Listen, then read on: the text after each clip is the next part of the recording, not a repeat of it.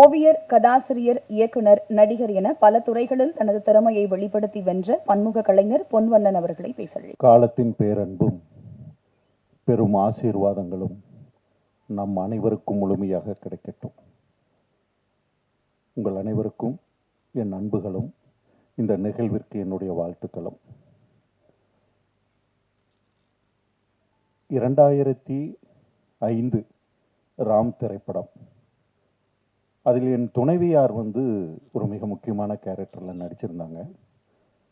அந்த திரைப்படம் கொடைக்கானலில் படப்பிடிப்பு போயிட்டாங்க. அங்கிருந்து பல நாள் எனக்கு ஃபோன் பண்ணி பேசுவாங்க.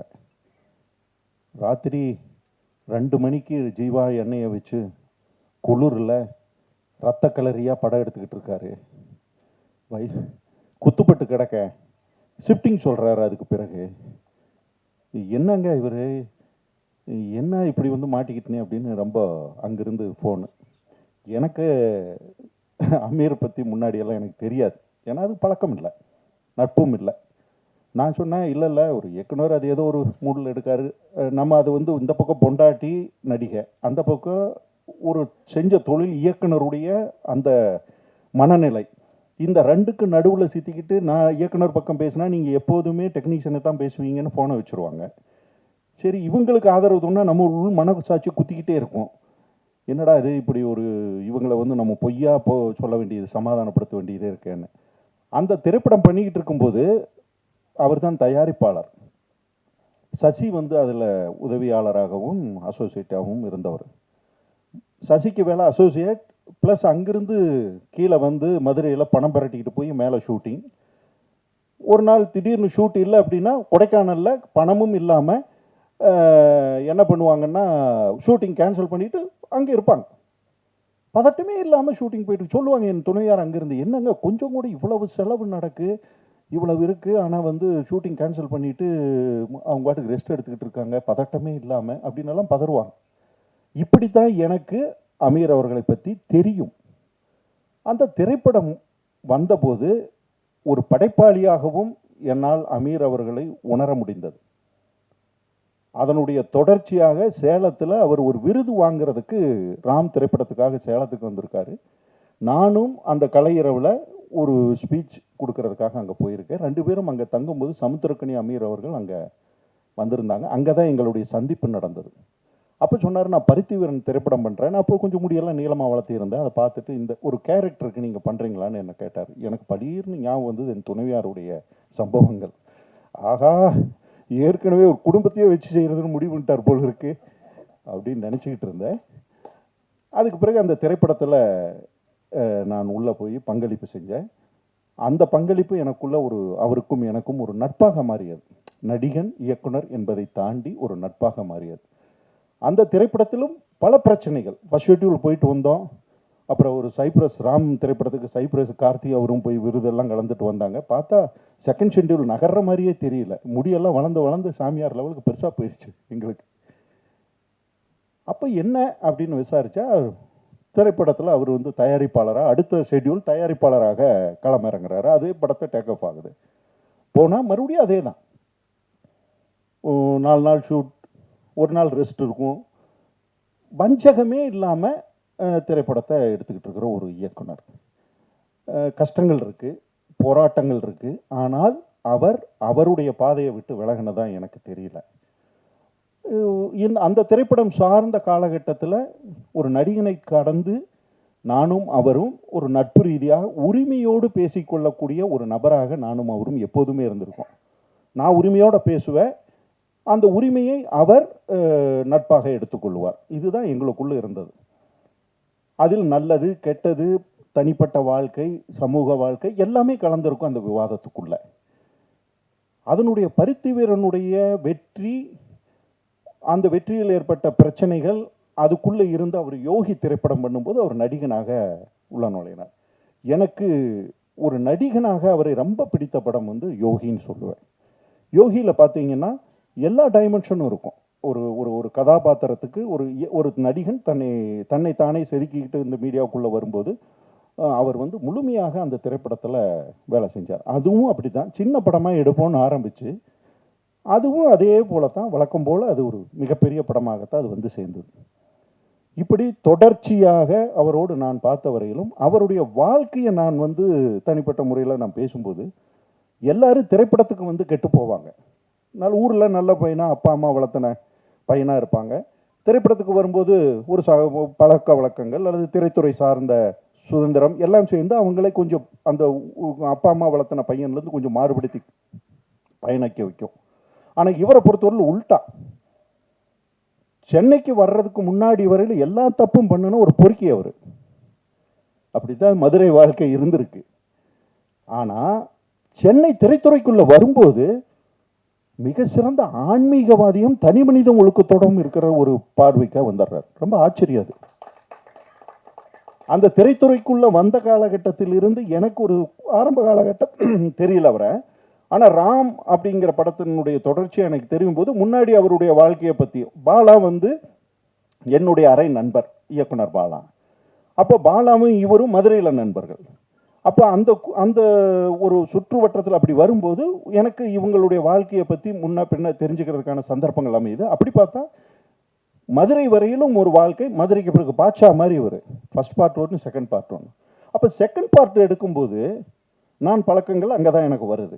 தனி மனித ஒழுக்கமும் இறை அச்சமும் ஒரு நேர்மையாக தன்னை பயணித்துக் கொள்ள வேண்டும் என்கின்ற அந்த பார்வையும் அவருக்குள் தொடர்ச்சியாக இருந்திருக்கு. நான் இதுவரையிலும் அவர் பார்த்துக்கிட்டு வந்ததில்லை.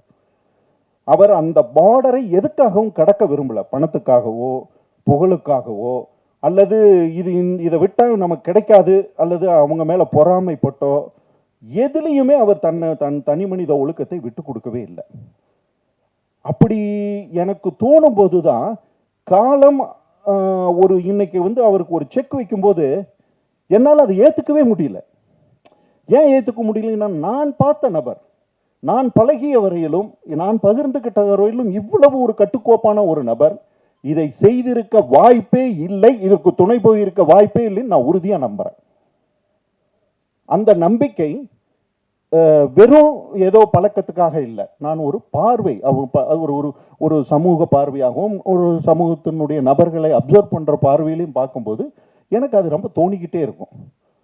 அப்போ இந்த இந்த சம்பவங்கள் நடக்கும்போது அல்லது இந்த சம்பவத்தினுடைய மையப்புள்ளியாக சில விவாதங்கள் வரும்போது அவருடைய அலுவலகத்தில் நான் போய் நோன்பு கஞ்சி குடிச்சிட்டு அவங்களோட உட்காந்து அதே போல முன்னாடி எப்படி இருப்போமோ யதார்த்த லைஃப்ல அதே போல சிரிச்சு காமெடி பேசி கும்மாளமாக இருந்துட்டு தான் வர்றோம். அந்த லைஃப் தான் தொடர்ந்தது.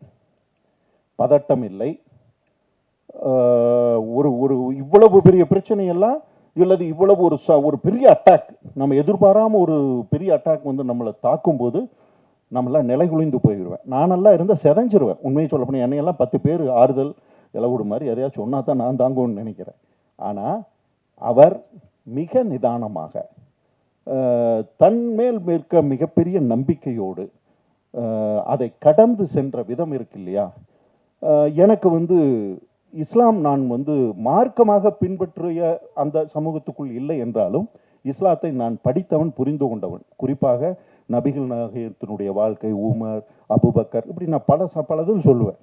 பக்ரு போர்னு ஒரு போர் வந்து இஸ்லாத்தில் மிக முக்கியமான அந்த காலகட்டத்தில் மிகப்பெரிய போர். அது அங்கே வந்து நபிகள் நாயகம் வந்து அந்த போரை அணுகிய விதமும் அந்த கால சூழ்நிலையில் நபிகள் நாயகத்தினுடைய மனநிலையும் எனக்கு இந்த சந்தர்ப்பத்தில் இருக்கும்போது அதெல்லாம் நான் உதாரணங்களாக அப்படி ஒப்பிட்டு பார்க்குற அளவுக்கு எனக்கு சந்தர்ப்பங்கள் அமைஞ்சது இங்கே பார்க்கும்போது. அந்த சூழ்நிலையில் இந்த திரைப்படம் வந்து நான் இந்த திரைப்படத்தில் நடித்தேன் அப்படின்னு வச்சுக்கிட்டு கடந்த காலம் சொல்லுங்க. ஆரம்ப கால திரைப்படத்தில் ஸ்கிரிப்டில் நான் இருந்தேன். தேனியில் ஷூட் பண்ணப்பட்டது. முதல் ஷெட்யூலில் நான் போய் நடித்தேன். பாபா எனக்கு பணமெல்லாம் கொடுத்து கூட்டிகிட்டு போய் நல்ல ரூம் போட்டு நடித்தோம். இப்போ கதை நாயகி இருக்காங்களே, அவங்களுக்கெல்லாம் இப்போ என்னை ஞாபகப்படுத்தி பார்த்தா தெரியுமான்னு கூட தெரியல. அந்த சூழ்நிலையில் ஃபர்ஸ்ட் ஷெட்யூல் வந்து ஒரு கதையே வந்து ரொம்ப ஒரு கிராமத்துக்குள்ளே நடக்கிற ஒரு அரசியலை மட்டும் மையப்படுத்தி ஒரு ஸ்கிரிப்ட் இருந்தது. சுவாரஸ்யமாக, ஹியூமராக எல்லாம் அப்படியெல்லாம் மிக்ஸ் பண்ணி தான் அந்த கதைக்களம் இருந்தது. உண்மை சரியாக சொல்லப்போனால் பாக்யராஜ் சாருடைய ஆரம்பகால படங்கள் இருக்கும் இல்லையா, அந்த பேட்டர்னில் இருந்தது அந்த ஸ்கிரிப்ட். ஆனால் அந்த ஸ்கிரிப்டை எடுத்து போயிட்டு ஃபர்ஸ்ட் ஷெட்யூல் முடிச்சு வரும்போது அது இந்த ஸ்கிரிப்ட் என்ன டிமாண்ட் பண்ணுதுன்னா, இதே கதைக்களம் கொஞ்சம் பிரம்மாண்டப்படுத்திக்கணும். அதில் கொஞ்சம் இன்னும் கொஞ்சம் அரசியல் தளமெல்லாம் உள்ள ஏற ஏற கிராமத்திலிருந்து கதை கொஞ்சம் விரிவடைந்தது. விரிவடையும் போது எங்கள் கேரக்டர்ஸ் அதுக்கு பிறகு டெவலப் பண்ண சூழ்நிலை இல்லை. ஆனால் அந்த இருக்கிற கேரக்டர்ஸை வச்சோம்னா ஏதோ நடிகர்கள் ஒரு சீன் 2 சீன் மட்டும் வந்து போவாங்க. அது வந்து ஸ்கிரிப்டுக்கு ரொம்ப பாதிப்பு ஏற்படுத்தும்னு எங்கள் கேரக்டர்ஸையும் முழுமையாக அந்த இடத்துல விடுபட்டு போயிடுச்சு.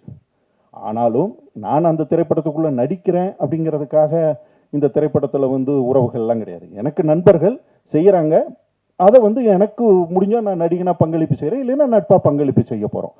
அதை தாண்டி அந்த திரைப்படத்தினுடைய படப்பிடிப்புக்கோ அதுக்கும் நான் போகிற சந்தர்ப்பம் எனக்கு அமையலை. ஆனால் இந்த படத்தை முழுமையாக முடித்து நான் பார்க்கும்போது ஆதம் பாவா இதில் மிகப்பெரிய ஒரு போராளியாக இருக்காப்புல. ஏன்னா ஆரம்பிக்கும் போது ஒரு சின்ன பட்ஜெட் படம்னு நினச்சி உள்ளே நுழைஞ்சிருக்கலாம். ஆனால் அதுக்கு பிறகு இந்த படத்தை 3-4 கட்டங்களாக அது அந்த அந்த கதையை வந்து விவரித்து வேற ஒரு தளத்துக்கு போகும்போது எல்லா ஃப்ரேம்லேயுமே பெரிய தயாரிப்பாளராக இருந்தால் மட்டும்தான் அவ்வளோ செலவு செய்ய முடியும்.